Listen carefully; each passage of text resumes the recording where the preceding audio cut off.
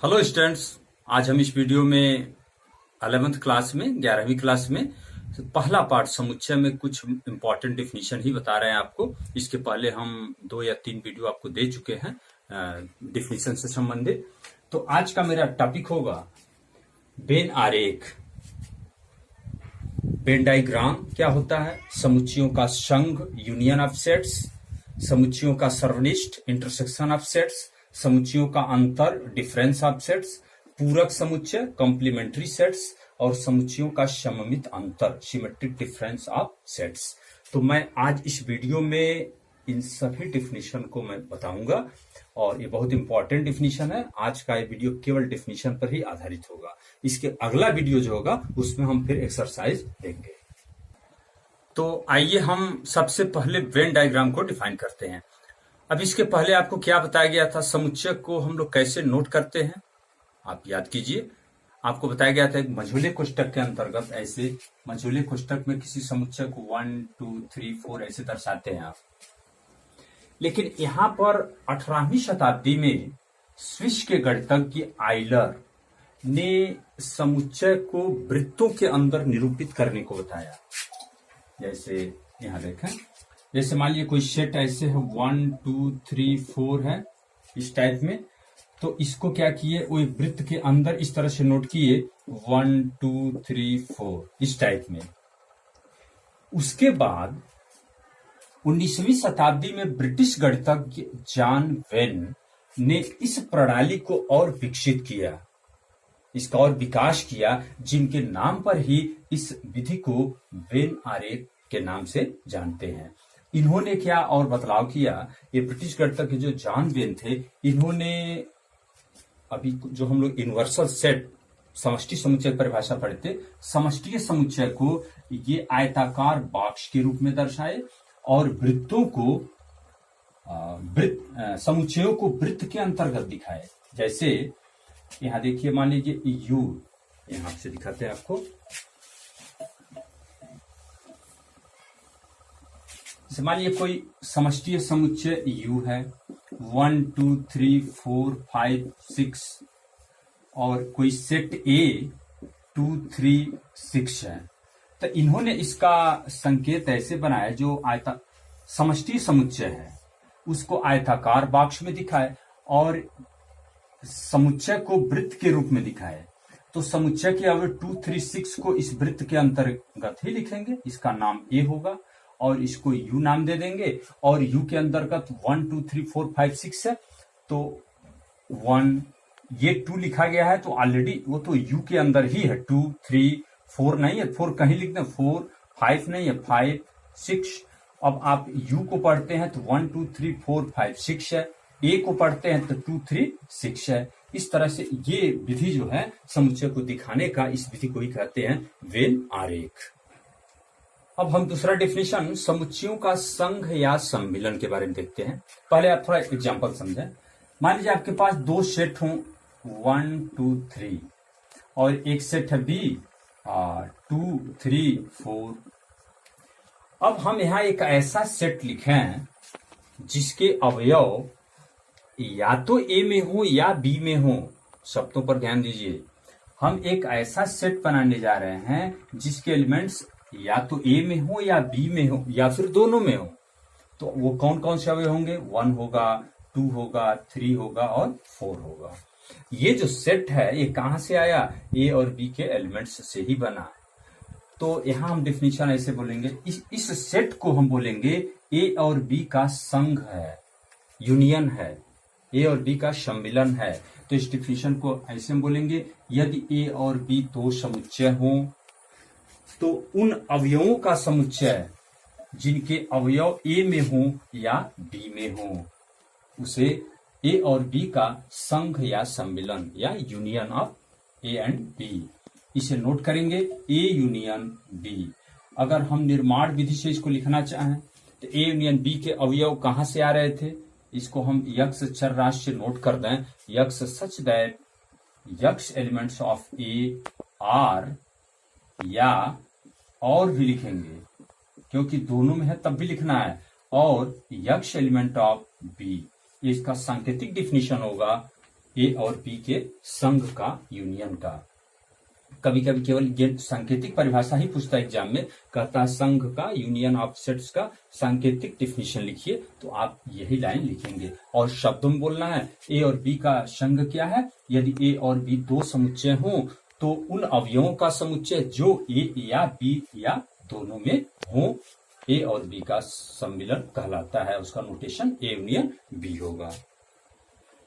यहां एक चीज और आप ध्यान देंगे, ए और बी कोई भी दो सेट हों तो हमेशा ए सबसेट होगा ए यूनियन बी का, और बी भी ऑलरेडी सबसेट होगा ए यूनियन बी का। आप कोई एग्जाम्पल लेके भी समझ सकते हैं।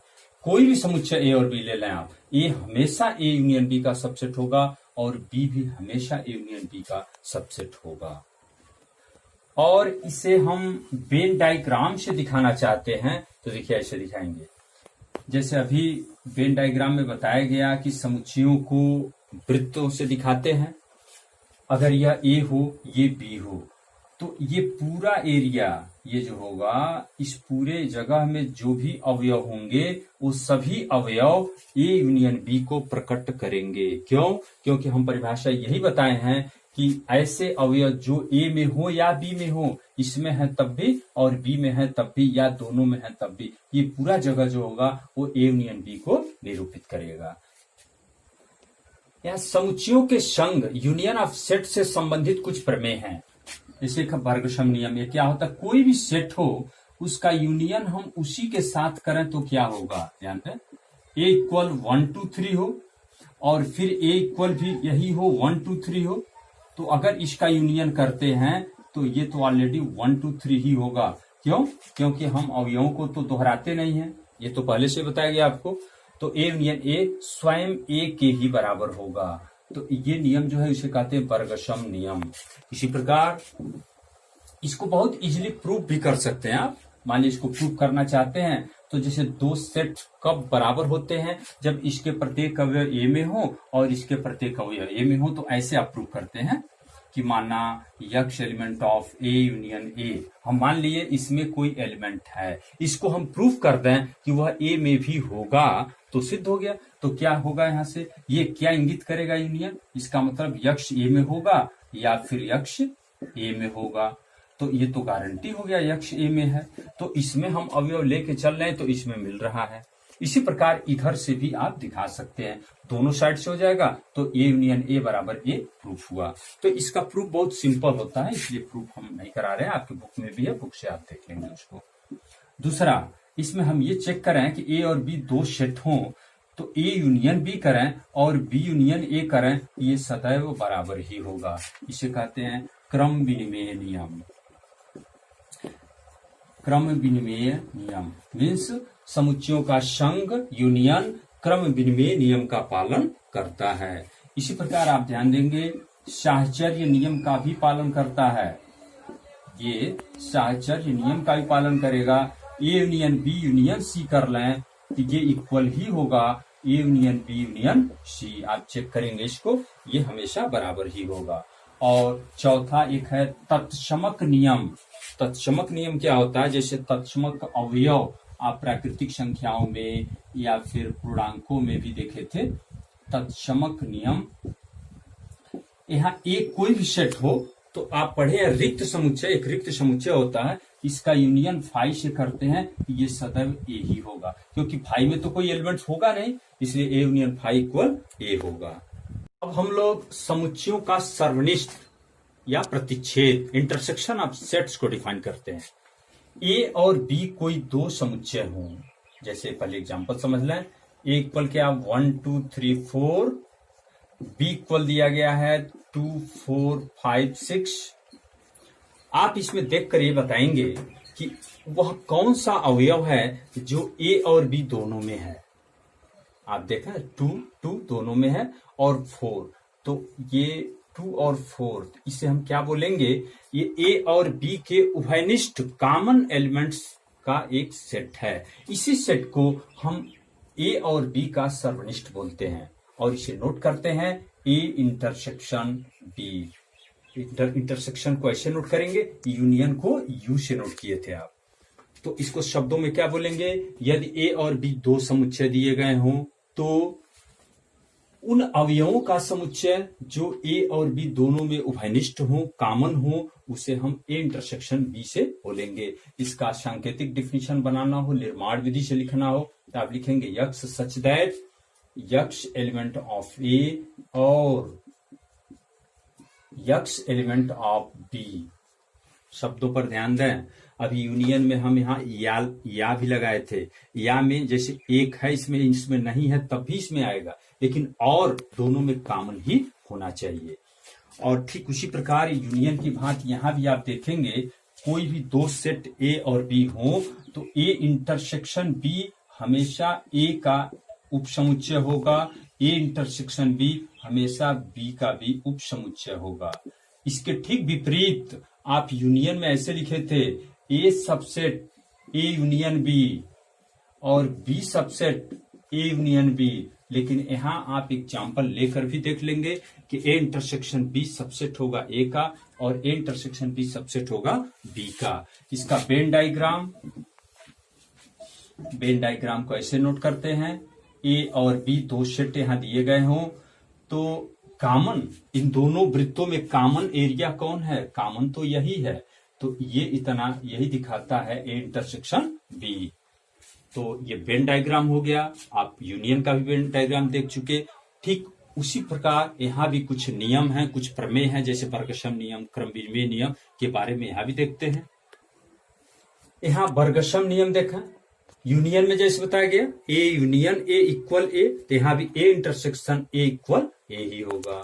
आप बहुत सिंपल है इसका प्रूफ। ऐसे प्रूफ करते हैं जैसे मान लेते हैं यक्ष एलिमेंट ऑफ ए इंटरसेक्शन ए, तो ये तो गारंटी हो गया यक्ष ए में होगा और यक्ष एलिमेंट ऑफ ए ही होगा। तो यहां से शो हो रहा है कि यक्ष एलिमेंट ऑफ ए, ऐसे प्रूफ होता है। और इधर से फिर बैक जाएंगे, यक्ष एलिमेंट ए में होगा तो फिर इंटरसेक्शन ए में भी होगा, इसलिए ये प्रूफ होता बराबर है। क्रम विनिमय नियम, ए और बी कोई दो सेट हो तो उनका इंटरसेक्शन चाहे ए इंटरसेक्शन बी करें चाहे बी इंटरसेक्शन ए करें हमेशा बराबर ही होगा। साहचर्य नियम, A intersection B intersection C equal ही होगा A intersection B intersection C. आप देखें पहले तो कोष्टक लगाया गया फिर इधर। और तत्समक नियम, यहाँ A intersection phi, A intersection phi क्या होगा? फाई होगा।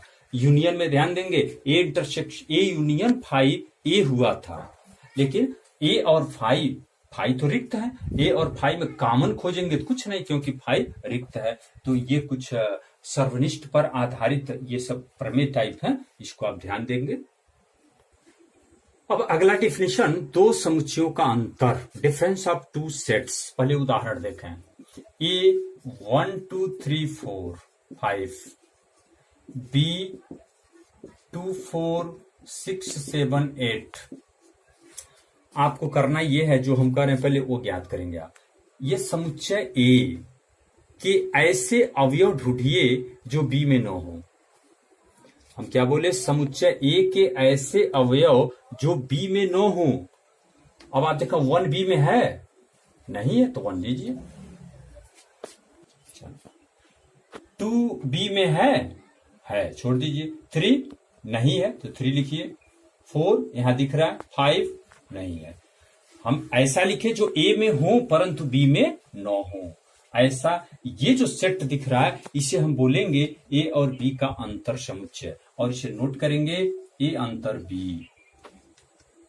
इसको कई तरह से बोल सकते हैं। यदि दो समुच्चय ए और बी दिए गए हों तो समुच्चय ए के ऐसे अवयव जो बी में न हो, या फिर ऐसे बोला है समुच्चय ए से बी के अवयवों को निकाल दें। जैसे 2 4 6 7 8 को निकाल दीजिए तो 2 4 दिख रहा है, 6 7 8 नहीं है, छोड़िए, तो जो है उसको निकालिए। 2 4 को निकाल दीजिए तो 1 3 5 जो बचा वो ए और बी का अंतर होगा।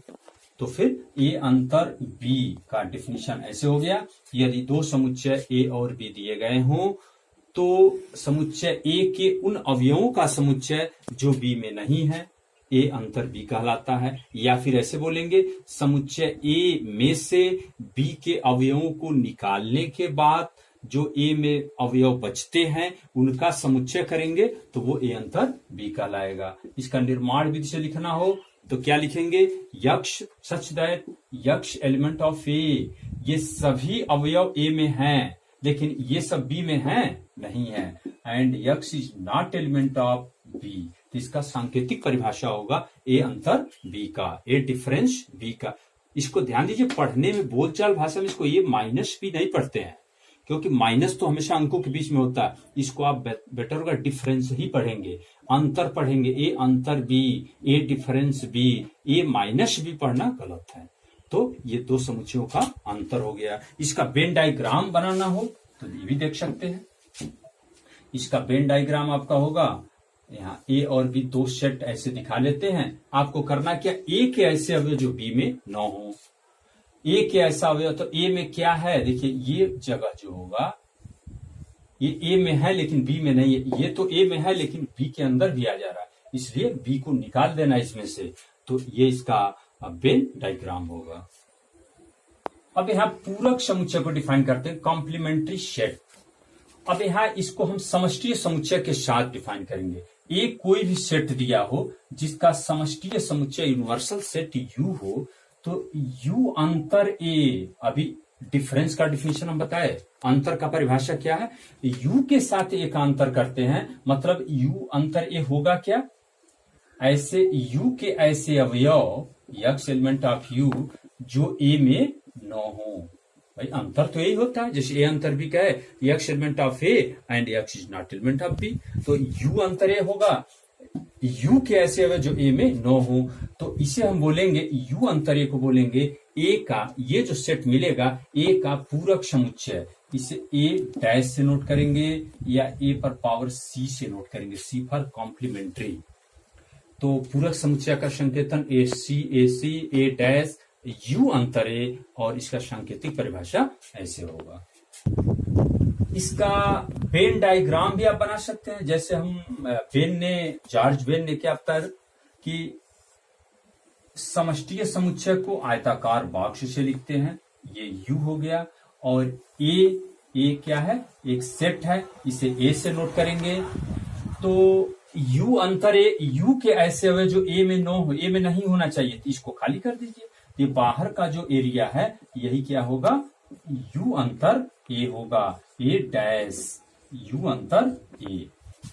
पूरक समुच्चय से संबंधित डिमार्गन का नियम होता है, ए और बी कोई दो सेट हों तो उनका यूनियन का डैश मीन्स उनके यूनियन का पूरक उनके अलग अलग पूरक के इंटरसेक्शन के बराबर होता है। ए यूनियन बी का डैश इक्वल ए डैश इंटरसेक्शन बी डैश, और दूसरा एक नियम होता है ए इंटरसेक्शन बी का डैश इक्वल ए डैश यूनियन बी डैश। इसको आप वेन आरेख से भी सिद्ध कर सकते हैं। यहाँ देखें, हम ये यूनिवर्सल सेट लिए, ए और बी कोई दो सेट हों तो ए यूनियन बी का डैश क्या दर्शाएंगे आप, ए यूनियन बी क्या होगा, ए यूनियन बी तो ये दोनों गोला होगा, ये दोनों वृत्त होगा, और डैश डैश माने इसके बाहर, तो ए यूनियन बी का डैश आपका ये जगह होगा। इन जगहों में इस स्पेस में जो भी एलिमेंट होंगे वह ए यूनियन बी के डैश में आएंगे। इसका भी फिगर अगर यही सेम बन जाए तो इक्वल हो गया।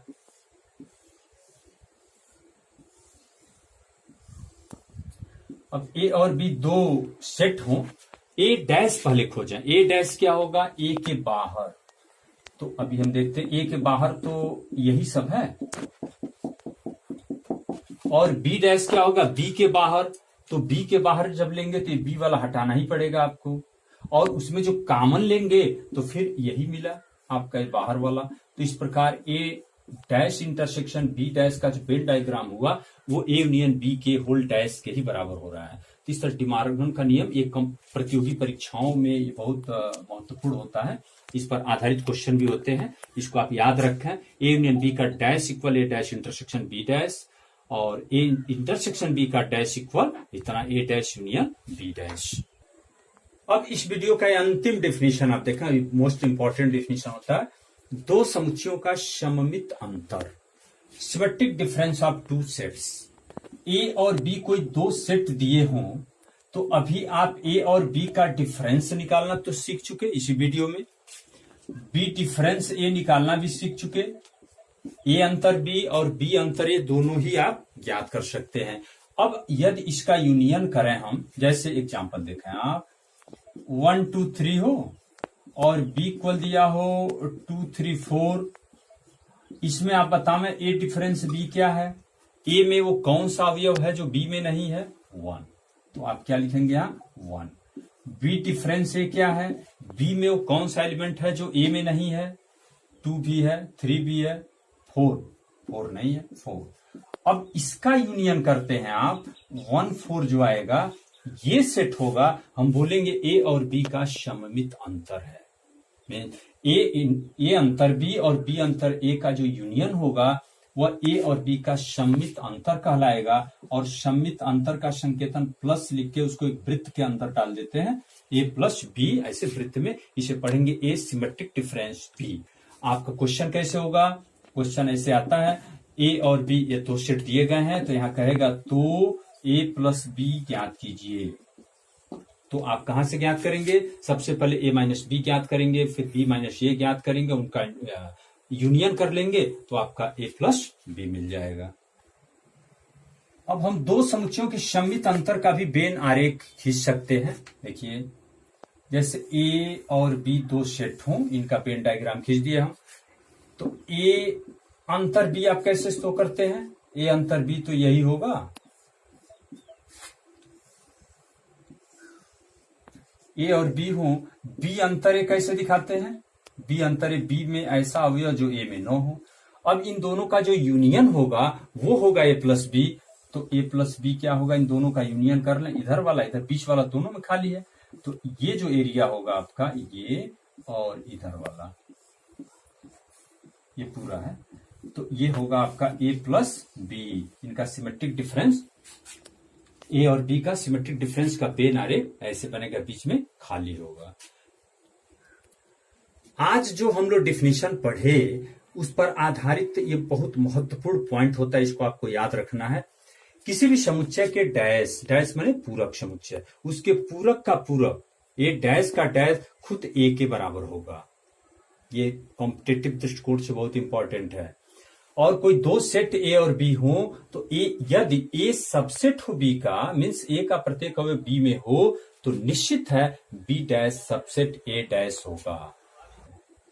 और तीसरा, ए अंतर B equal A intersection B dash के बराबर होगा। जो यहां घटाए हैं, अंतर किए हैं, उसका डैश इसके साथ इंटरसेक्शन। और इसका मान ऐसे भी होता है, ए अंतर B equal B dash difference A dash के भी बराबर होता है। ये देखिए बहुत इंपॉर्टेंट पॉइंट होता है, इसको आप थोड़ा एक जगह कहीं नोट कर लेंगे। तो आज जितना डिफिनीशन बताया गया एक बार रिवीजन कर लें आप, वीडियो एक बार दो बार बार देखें इसको रुक रुक के, और ये समझ जाते हैं तो हम अगला वीडियो इसमें एक्सरसाइज ही हमको सॉल्व करना है। लगभग हम सेट से संबंधित जो भी डिफिनीशन लगभग बता चुके हैं। एक सेट का एप्लीकेशन, समुच्चय का अनुप्रयोग बाकी है, उसको बताएंगे हम। और आपका एक्सरसाइज 1.45 हम एक ही वीडियो में, अगला वीडियो देंगे, एक ही एक्सरसाइज 1.4 एंड 1.5 को हम सॉल्व कर लेंगे।